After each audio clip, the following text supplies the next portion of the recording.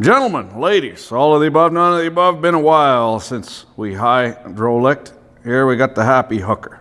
Ever since the XP38 come out, these just aren't in demand. They can be got for a song by any fellow with the wife is demanding to get a vasectomy. I'm not compensating. You're compensating. Dodge dually, sled neck, sneaking around, skulking about your parking spot. Something to be said for rolling coal in a 20,000-pound skidder. Youthful exuberance being no match for experienced guile. You get in trouble most places for the threat of physical violence. Not so for the peaceable enjoyment of a Sunday afternoon squidder drive.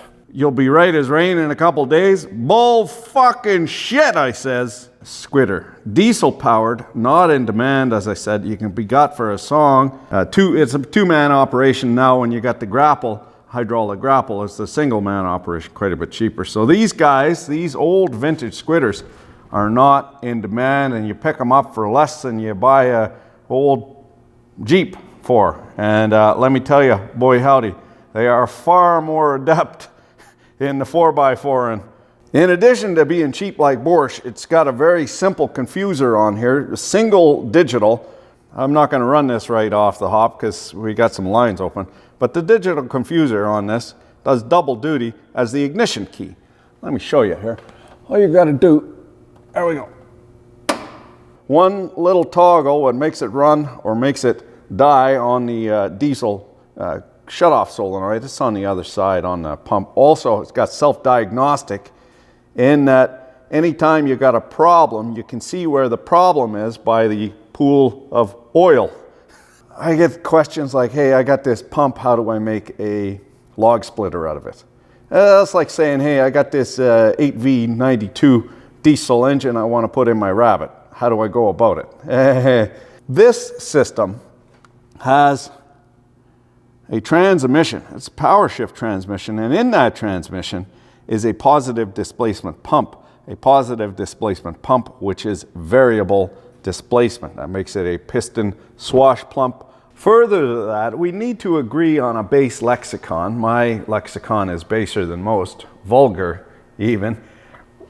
If you don't speak the lingo, if you don't have the professional sethbeleth, whether you're speaking to a lawyer or a doctor or a gunsmith, you can't really, because the word is the idea. So we're going to delineate some of the vocabulary, what we need for working on hydraulic Lego. And you will see very many parallels between different disparate systems, mechanical systems, hydraulic systems, and electrical systems, but they all have different labels. Rule the first in hydraulics and fluid power is that fluid does not mean liquid.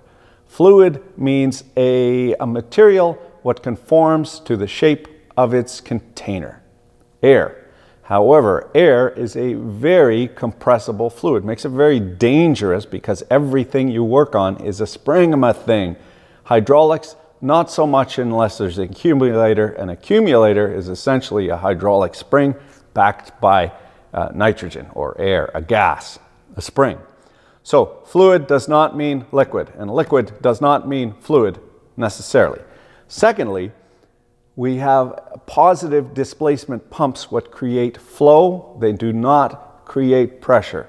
I will give you in concrete terms an example of how pumps create flow and do not create pressure. What creates pressure is the resistance to flow. Now, on this old blunderbuss of a forklift from the Navy magazine, likely on Whitby Island, I have yet to find the placard indicating that this predates safety, but I assure you, it does. We have this hydraulic circuit, what will run the forks up and down. It's a fixed displacement, positive displacement, but also fixed displacement. That means for every rotation of the pump here, you get a certain amount of volume of oil out the outlet. The reason we see hydraulics in everything is that they are very power dense, they are compact, and they are also very, very robust. All virtually maintenance free. You change the filters once in a while, but because everything's bathed in oil, tends to last quite a bit, very high force. That is why you'd prefer to see a robot from hydraulics, but the problem is the positioning and control. People on control levers have very good feedback loops. We can adjust very quickly. So that's why we tend not to have hydraulic robots, but if we did make them, they'd be very, very robust. Okay, so what we start off with is on the lever, we have a switch what turns on the motor. The motor starts turning, which creates flow in the pump. For every rotation, there is a fixed displacement. We draw oil out of the tank, or it gets pushed out of the tank under lower pressure in the line into the pump, creates flow, pushes it out into the P line, the pressure line, past a teed off relief valve. You need this relief valve in here because it is fixed displacement. If you block this off at any point, the pressure would go sky high and would go up until something blew. So we add a relief valve in parallel so that the pressure doesn't go through the roof. If the pressure goes beyond what the spring setting is, this shuttles over and goes right back to tank, so you end up short-circuiting. If we're not over the relief valve, we bring it to a DCV. A DCV is a directional control valve. You get it. And this is a four-way, 1, 2, 3, 4, pressure, tank, A and B port, 3-position, center detent, spring detent, lever valve. And you can see it's for a cylinder. It reverses the cylinder here, this hydraulic cylinder. Pressure goes in the backside, the blind end, and forces this guy out. Or if we push the valve the other way, it flip-flops and puts pressurized fluid into here, and this fluid goes back to the tank. What I'm going to do is actuate these two levers at the same time. And you will see that when we get rid of the resistance to flow in one part of the circuit, nothing happens. That means there is no pressure in that side, well, not enough pressure to get anything to actuate.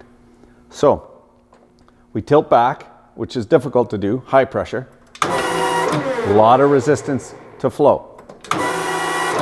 And then we're going to fork up, or actually, we'll fork down.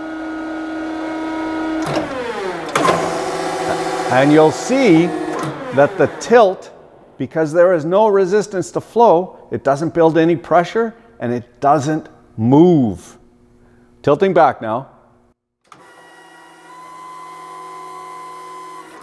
And forking down. See, that doesn't work because when we fork down, we're just gravity feeding. So I actually have to fork up.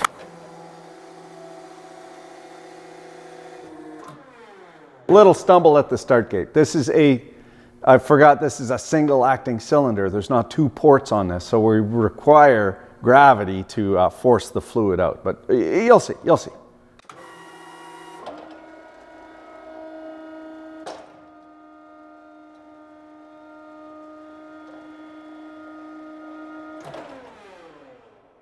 So what we did was stimulate a short circuit, essentially taking the flow from a high force implement to a low force implement, and you see it didn't move.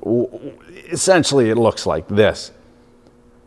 We just short circuited that pump outlet right into the inlet, so it's circulating. If you look at the line in here, there is zero pressure. Tons of flow, zero pressure. So I ask you, do pumps create flow or do they create pressure? This is the simplest embodiment of a hydraulic circuit. It is a fixed displacement, as I said, and it's quite energy inefficient because you're constantly pumping a reasonably viscous fluid around. What you need to do is have the valve like this. This is called a tandem center valve. Tandem because there's two different ways. There's also a float center, which is open as well, but allows this cylinder to float around because the pressure isn't blocked in. Now on that Dear John over there, it has not a fixed displacement, but a variable displacement pump means it needs a different valve. It needs a closed center valve. So if we had a closed center valve on this guy, we would block these off. That would mean that the pressure, the flow needs to, almost trapped me there. The flow needs to scream over this relief valve. That turns this motor and this entire circuit into a heater. All the energy is just screaming over the relief valve. And of course, that means that the oil gets hot oil, oxygen, ignition source, bingo bango, you get a new hacienda out of the deal. So if you're constantly screaming over the relief valve, you are going to have a fire. If you have the wrong valve in there, you are going to have a fire. Now this guy, completely different control system, kind of like AC/DC. Getting back to the oft-quoted analog of electricity. It's a pressure compensated variable displacement pump, and it needs closed center valves. I'll show you why. So the pump is pressure compensated and it's variable displacement. So what that means is there's a servo in there, and a servo is an actuator what has a feedback loop. So it knows where it's at. And what that does is adjust a swash plate against a bunch of pistones, changing the displacement of the pump. So what happens is when it starts up, it's in full stroke. It's running its guts out. It's pumping as much flow as it possibly can. And as the pressure comes up, the swash plate keels over to just make up for leakage until it's essentially in the neutral position and it's not pumping anything, but it's maintaining that standby pressure. We still have a relief valve in there just in case something funky goes on with the pump, but the relief valve is always set quite a bit higher than the compensator. So you never scream over the relief unless there's something going on that's a little untowards. And then we have a closed center pump, or a closed center valve. If we had this tandem center or open center where this would go back to tank, and this poor little pump would never make its compensation pressure and it'd be running its guts out.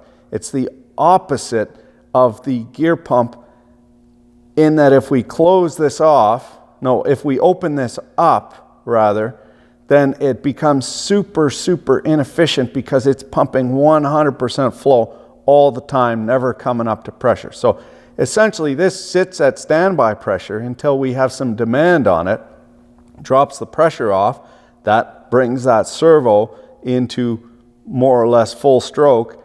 You get more flow and that brings the pressure back up. There's a feedback mechanism in there. So the rule is fixed displacement, you need open center because you don't want to scream it over the relief making heat. Variable displacement, you need closed center because you don't want it running its guts out trying to make up that compensation pressure when it can never do it. The other thing about these systems is the brakes. The brakes on these are paramount and they're hydraulic brakes. So there'll be another valve in here what ensures that there's always pressure to the brakes, and it will not allow you to use any of the implements. There won't be any pressure for the implements until there is enough pressure to run the brakes. So what happens on these guys, if they go low on oil, hydraulic oil, because it's been leaking all over the place, is that the implements don't work, or they work very spottily. And that is because unless you have pressure down here, it will not allow you to run the implements because it's trying to divert all that flow to the brake control circuit and generally the steering circuit. I made a couple of special modifications myself, and by virtue of adding implements, I've needed to add a valve. Now, resistance to flow aside, as a younger man, of course, I resisted on flows, but now I just go off on my own and shoot my pistol in the dark. The difference between the valves is very little. Physically, it looks like the same valve. This is a DCV, just for controlling some hydraulic cylinders. And you see in here, down below, there is a relief valve. That relief valve indicates to us that this is an open center or tandem center valve. The way that we make this into a closed center valve is by getting rid of this relief valve and putting in a closed center plug. And that closed center plug, that's all it is. It just blocks off from the pressure port to the tank port. Probably a little easier to see diagrammatically. Here's that valve, and here is the schematized rendering. The beautiful thing about hydraulic iconography is it's very simple. You can see the flow, just follow the arrows, set down and have a little think about it, and it's not nearly as obscure as electrical symbolism. Now, to change that from an open center to a closed center, you see this little line in here goes straight from the P to the T. P and the T. Pressure straight to tank.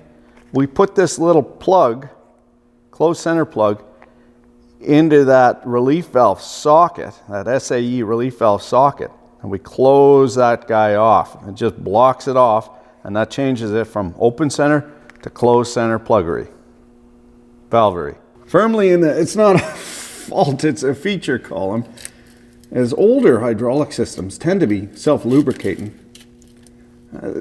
Now they also, well, much like $200,000 mobile welding trucks, when the price of oil capsizes, they're also self-igniting at a certain point. They only leak until they don't. And at that point, you just got to add more oil. Yeah, make a clean spot at least. I learned this from corporate. Say it with me, folks. Plausible deniability. Good enough for government work. Cleaner. Barely knew her. Pay no attention to this bare builder's wire here. We got at least a couple hundred hours before she wears through into a conflict. Well, I'll put it this way. This ain't the type of rig you're gonna cut your coffee short in order to get a fire extinguisher. Release the shmoo. Shouldn't be anything in there on account of it not being pressurized. Never mind those little bits of dirt. Why, pray tell, are we taking the noozle out of the who's? It all harkens back to a simpler time, 1978, when for some reason, well, there's only one reason to use -5 JIC fittings, and that's to fuck the next guy. Laugh it up, you fucking fucks. We're changing it over from -5 to -6, what we can actually get parts for. -5 JIC is an oddball fitting, 5/16. The dash number is how many 16ths of inches. And yet still, Metrique fanboys insist that Metrique is superior. And yet, all hydraulic systems the world over use JIC and ORB and BSP and NPT, all based on the King split. Come on. I once saw a movie like this. Free Willy. What did you think? Yeah, it's like Mexican food, right? Well, the same meat, different combinations make it interesting. There we go. Just need a little wiener sliding on that. Do my boob. Ah. Give her a little jangle. Sometimes the yeah, not gonna go. I have to come at her from the backside. Elbows deep in the belly of a greasy pig. The shit writes itself. Initiate docking. See, oh, mail. That's not gonna work. Oh God, demonetized. Of course it's gonna work. Oh, come on. And because this is fine thread, the JIC actually is inch standard fastener, fine thread. So if you have national fine taps and dies, that's the kind of thread, you know, you get one of these chunkulated, you can always dress her up. And close.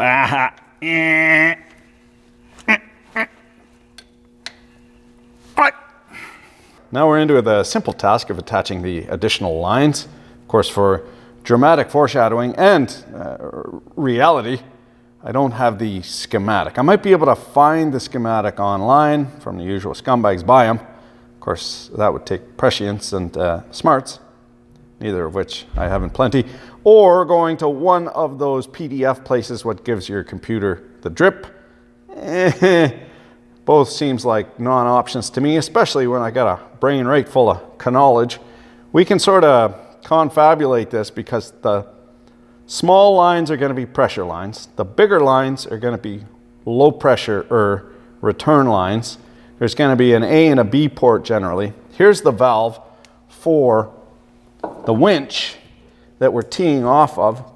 And pay no never mind to, well, there's always time. There's never time to do it right the first time, and yet always time to do it right the second time. That there is a 1/4 inch NPT fitting jammed into an ORB hole with lots of Teflon tape. Not the best idea, but at the time, it's all we had. However, we got screwed over. Well, we're Canadian. You can't fuck us. Over. Yeah, I don't have a schematic, so I just got to kind of wing it.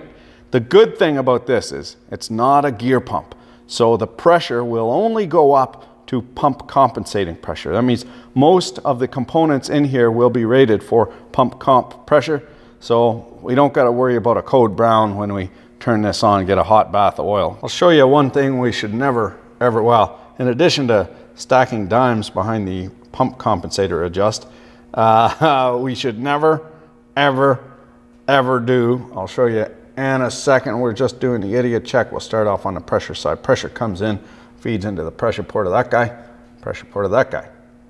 A and B port of the winch, works ports of the cylinder, A and B port, and then back to tank, teed off the other valve, back to tank.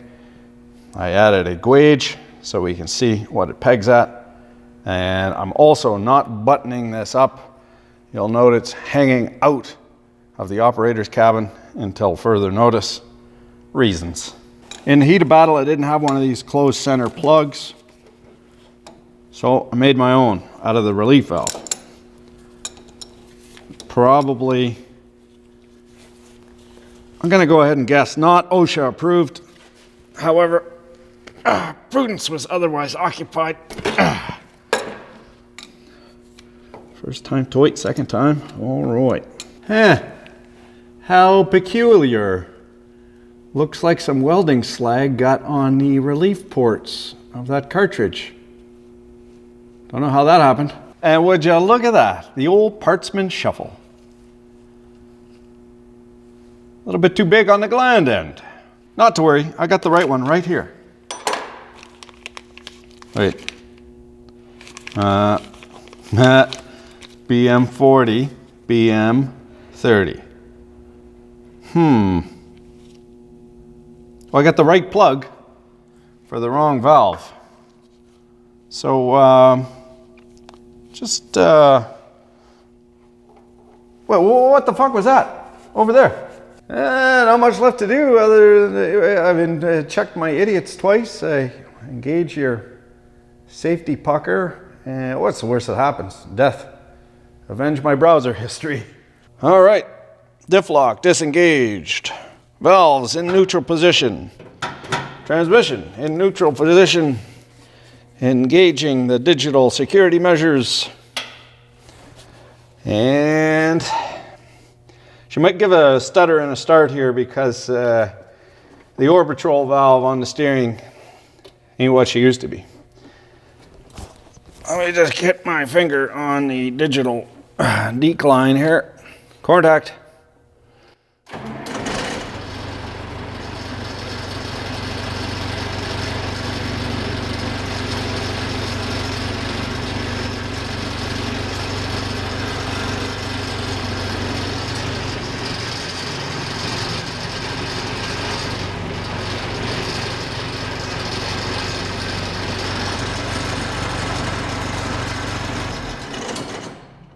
Seem to be doing okay. No hydraulic leaks. Nothing blew up. I didn't see any pressure on that gauge. Might have the lines reversed. I don't know, but I never seen a pressure line bigger than a return line. Stranger things have happened. Yeah, man, I don't know either. But because I can pick up a wrench, I'm qualified to work on it. Unlike electrical, AC grid stuff, you know, you don't need an electrician's ticket. You still hurt yourself, kill yourself, maim other, light people on fire, all kinds of horrible stuff. At the bare minimum, I encourage you to do the old jazz hands routine. Look up hydraulic injection injuries. Dire. Okay, engaging safety devices. Neutral, we are golden. And contact.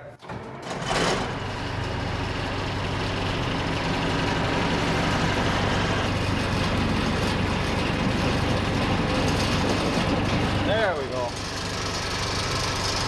But there's no standby pressure. Must be not making enough pressure to make the brake priority valve kick over until, well, we can idle up. What we lack in displacement, we can make up for in ripples. Story of Dewclaw's life.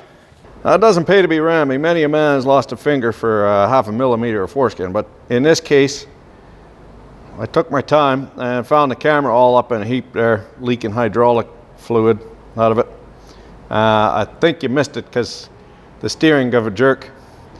But we're running about 500 psi standby, and it's having trouble keeping up that standby pressure at idle. No big deal. I do too.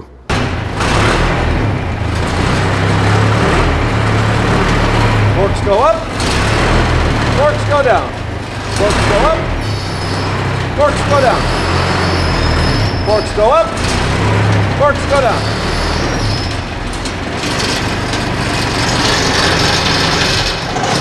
Well, let's get this old girl back on the 40. Another job well done. Thanks for watching. Keep your digging advice.